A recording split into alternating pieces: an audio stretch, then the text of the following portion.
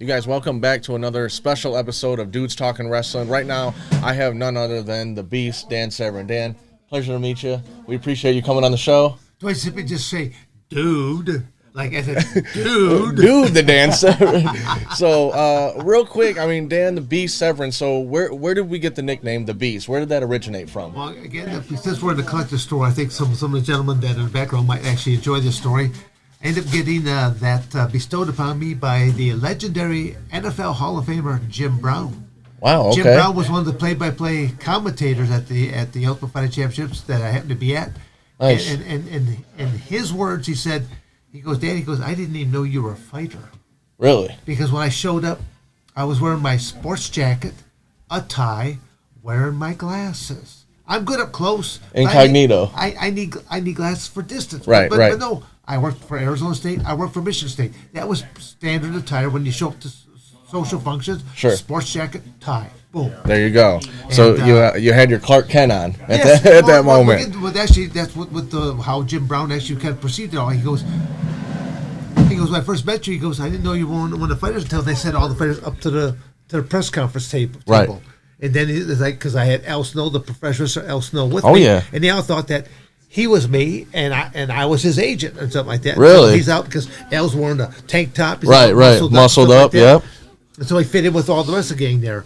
And he goes, Jim Brown said, I remember talking to you, Dan. He goes, I can tell you're an intelligent man. He said, I'm like going, oh, that poor man. He's about to have his proverbial ass handed to him when he climbs up there. He goes, but watching you climb up those steps, he goes, I have never seen a person's demeanor change the way that yours changed. He goes, you went from Clark Kent and you morphed into Superman. He goes, I've never seen a man turn out like that. He goes, how do you do that? I'm thinking, Jim Brown has asked me a question like this. I was like giddy like a little kid because right. I watched him all through my high school days of watching him play football, and he was the most punishing running back in the history of the game because he didn't run around people. He ran over people. Yeah. And it took two men an additional decade to beat his record. Had he just played one or two more seasons, no human would have ever come close to his rushing record. Wow, that's a great feat to hold then. Well, again, so as I say, some people may have made up their own names. Mine was bestowed to me by a legend in another industry. That's the best way to go about it. Yes, it is. So, obviously, you're wrestling. You wrestled high school, collegiate wrestling. Yep. Junior high school, collegiately, but then also had a very extensive international wrestling pedigree between freestyle and Greco. So, talk about the differences between, with the MMA fighting and the UFC fighting. Well, I mean, no, MMA and UFC is the exact same thing. Okay. I mean, mixed martial arts was all MMA is. The precursor from like the Ultimate Fighting Championship when they first began, because they were the first company. Right. So when they first began, it was known as NHB, which stood for No Holds Barred. They had basically two rules: no biting, no eye gouging. Okay. Into the rules. Yeah, that was it. Anything else your imagination can come up with, good to go. And I mean anything. That you were simply warned, you might want to wear a cup. Oh, Was a cup mandatory? No.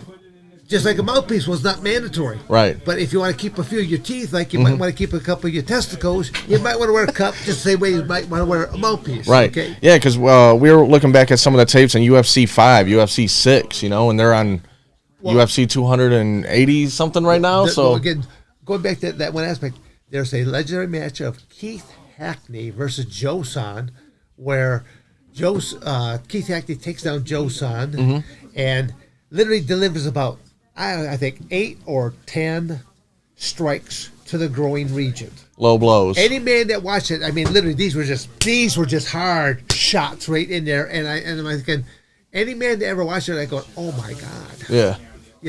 But I always tell people not to worry. Joe now actually has a singing career in the Mormon Tabernacle Choir as soprano.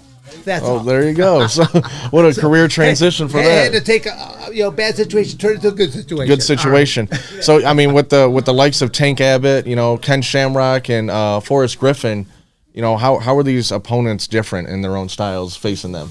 Well, I mean, again, in the beginning, it was known as No Holds Barred, and what they typically had is they had like a clash of styles. you would either come from like a grappling background or striking background. That striking background could be a boxer, kickboxer, Muay Thai, karate, kung fu. Okay. That grappler could have been just a wrestler, could have been a jiu-jitsu practitioner, judo practitioner, and basically that's what it was. Typically they'd say from a striking category or from a grappling category. But the sport has been around so long now that you've got grapplers that can strike with some of the best of strikers, and you've got some strikers that can now grapple with best of the grapplers. So the sport has gone a full 360 here right now to where, now you're looking at people like a John Jones that he had one of the most devastating spinning back fists, spinning back elbows. Yeah. So until, I used to say, and this was actually a number of years ago when I started doing a couple of these podcasts, until they start using that cage wall a little bit more to where they literally step off of it and kick you in the head kick, but they're doing that now as well. So they are, yeah. So there's still room for some more ingenuity there, and it will come. So are you a fan of the UFC today? You still kind of watch it a little bit, or? This probably not going to be the nice part about this. I never watched it in the first place. Okay. Still don't watch it now. I did it. I mean, hey. I just don't watch much television because I'm too busy engaging in life. Once I get old enough, maybe in my mid to latter 90s, maybe I'll start watching TV then. Yeah, that's fair to say, though. Okay, but so... See, you don't understand. I'm a man that sets goals. Right. My goal is I want to live to be 125 first. That's a good goal to have. It's a good goal. Right. But then at 125, I want to have my life taken tragically and suddenly by a jealous husband. Now, that's not a goal of mine, but that's a goal of yours. It's my world, there, gentlemen. It's my world, so that's what I'm looking for. There you go. Obviously, she will be a much younger woman. She'll be in her 90s somewhere. When I saw her putting on like orthodontic stockings, I saw live. Yeah. There you go. But again, that's just my way of saying. A lot of things is just the state of mind that you can put yourself into. There's a lot of people that I don't even like to be around them because they're like watching Charlie Brown. There used to be a character in there called Pigpen. Pigpen always had this brown cloud of dirt around him. Right. But that same brown cloud, I equate to some people that have a lot of negativity around them. Mm-hmm. And they're around me and they start talking like, and they see me doing this. They're like, what are you doing? I go, the negativity that's coming off you right now. Right. I don't even want to be around Bad you. energy. Keep it over there. Right. I got good things moving forward. Life. I don't want you around. Yeah, exactly. Full of life, full of light. Exactly. Ready to go, ready to move. Okay, look at what's happened the last couple of years with the old COVID caper crisis, whatever C word you want to put in front of that right there. But look at how many stupid people came out of all this. COVID wasn't the culprit. Stupidity is the biggest culprit. And boy, I tell you, it was the most contagious thing. And I always tell people, I could care less if you want to fornicate your brains out. Just don't reproduce. Wear protection because I want that Evo stupid seed to die with you. Right, there you go. So, moving a little bit before COVID, so we're talking about future politics, do I?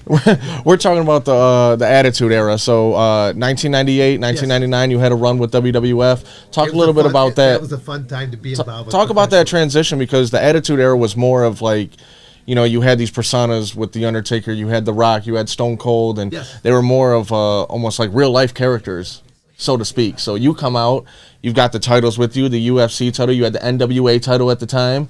Probably the best thing that I don't have the picture pull on there. Is there a picture over there with Jim Cornette at all? No. Okay, well, I'll have to pull out later. Jim Cornette was a phenomenal mouthpiece. I'm not the person that's going to cut promos. I'm not a promo type person. I'm not going to say, look at me, because you got a bunch of steroid-induced, muscle-bound guys, and they're going to be flapping their yap. Okay, that's not me. Right. I'm basically going to be the guy that I'm always telling people I'm from Michigan, but I should have been from the state of Missouri because it's known as the Show Me State. I don't talk about it. I simply just do it. Do it. All right. So, but that's what it was. Having Jim Cornette as my mouthpiece. Right. He's the one that, and even the UFC doesn't even understand this. The fact that the UFC was a very small, not a big following. Ken Shamrock and I both go with the WWF company. Mm-hmm. Ken just goes out there as the world's most dangerous man, but he doesn't talk anything about his mixed martial arts background. He doesn't talk about anything but the UFC. Right. I've got Jim Cornette holding up a couple belts.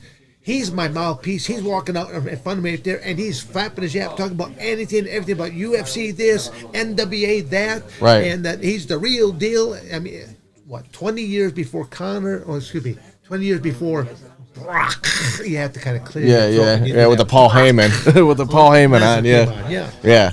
So I would say that really built bridged the gap between UFC world and WWF world. That's crossovers, right? You got a lot of MMA guys that when they're starting to near the end of their career could just start with professional wrestling now because it's a show. It's a show. It's entertainment. And with bridging that gap, so they kind of played on that with even having the Lions Den match, with Owen Hart, obviously, and Ken Shamrock. Yeah, we had the dungeon match first at the Hart residence. Stu Hart. Then went on to the Lions Den match. So I enjoyed the first one with the dungeon match because while they're setting up all the camera angles and the light and stuff like that down, they're trying to put together the match. For about 3 hours, I was sitting up in the living room talking with Stu. It was great. Right. Just to talk with him and hear story after story after story. Yeah, gain some knowledge off of that. And with the Lions Den match, and then they moved on to, I think it was the Brawl for All, something like that, the Brawl. Well, the Brawl for All was just a bad. It was a disaster. Yeah. It was a disaster. Yeah. So it was supposed to be for the introduction of Dr. Death Steve Williams coming into their fold, but you're right. That kind of blew up in their face. Yeah, that was a short fuse right there. So you enter the Royal Rumble in '99, and after '99, so you leave WWF. What's left for Dan Severn after that? Well, again, I had a very unique contract in the first place because I had both WCW and WWF talking to me, but then I'm also working with NWA right now. Right. But then I was not exclusive to any one of those companies. Right. NWA, that was my first strap ever that was bestowed upon me, and they were trying to put me under contract. I go, but if you're not keeping me busy every weekend, I'll go. I have opportunities to go do another things. Go to work. Exactly. You have options. But I don't think most of these professional companies were used to working with someone like myself because I always told them, I go, I'm not going to go out there and lose to Doink the Clown. Right. I'm not going to ever bring any shame and stuff like that to the belt, like so many other stars I have seen bring shame to a belt. Okay. In a lot of different ways. Right. Whether it's in their personal life or what they have done in or out of the ring. I just know how I'm going to conduct myself. We live in a very strange world right now where you have to watch out for the cell phone. We live in that era that quick moment of indiscretion is a lifetime on the internet. Right. Yeah, there's no getting around from that now. So today, talk to them about some of your seminars that you're hosting right now and that you're doing. My first love is still teaching amateur wrestling. It will always be my first love. It's what has launched my entire career. It's what paid for my education to go to college and stuff like that. So I still love teaching amateur wrestling, folk style, which is what we do here in the United States. We're the only country that does folk style in our junior high, our high school, and on the collegiate level. The rest of the world does freestyle Greco-Roman. That's why the United States does not do that well at the World Championships every year or every 4 years at the Olympic Games. Okay. Just because once you graduate out of college, you're 21, 22, 22. And now your only options to represent the country are freestyle Greco. And in these other countries, they're setting them right off at 4 or 5 years of age, freestyle Greco. So there's there's 15 to 20 year transition to do that. Yeah. So where can they sign up if they're interested, and do you travel, or is it just based here in Michigan? I'm a traveling sideshow is what I am. I mean, I do so many different things. I always tell people that simply go to my website, dansevern.com. There will be my email address that would be right there. And again, it's a pretty easy email, dan@dansevern.com. So I got the website, dansevern.com, and the email address. And it shows a whole list of things that I do. Because I do teach law enforcement corrections, air marshal, border patrol, military. My specialty is a post-certified ground combatives program.